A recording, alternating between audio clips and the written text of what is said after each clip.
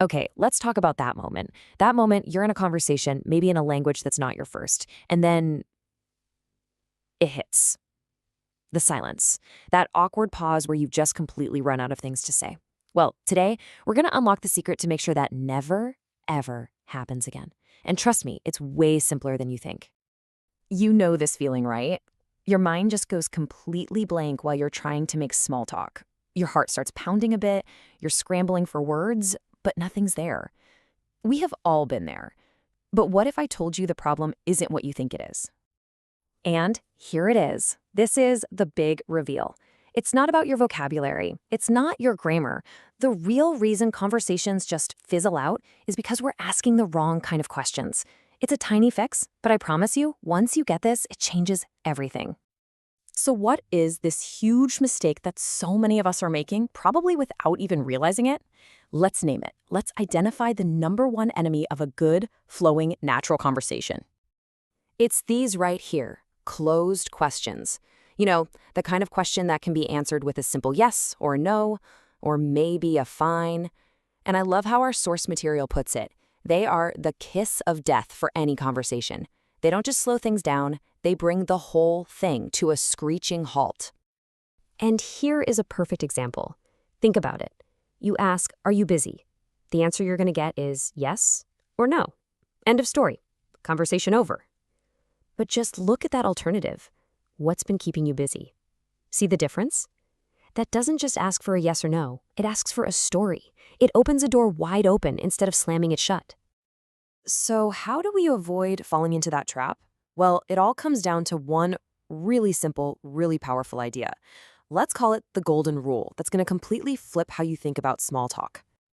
This is it. This is the whole secret. Stop thinking about asking questions just to get an answer. Start thinking about how you can invite a story. Your new goal isn't just to get a fact. It's to get the other person to share a little piece of their world, their passions, their life. Now, knowing the rule is one thing, but actually using it is something else, right? So we've got you covered. We've pulled 3 incredibly effective, totally fail-proof questions that you can use in pretty much any situation. We're going to break them down into 3 super easy to remember types. First, the activity question, which is perfect for getting things started. Then, the interest question, to go a little bit deeper.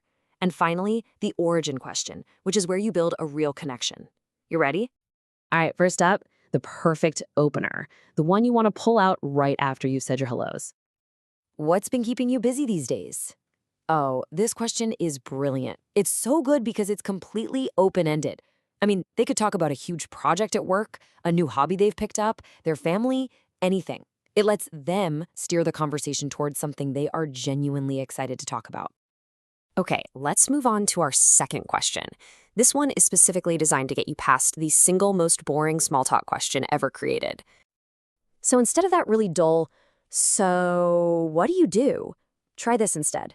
"What's the most interesting part of your job?" This is an absolute game changer.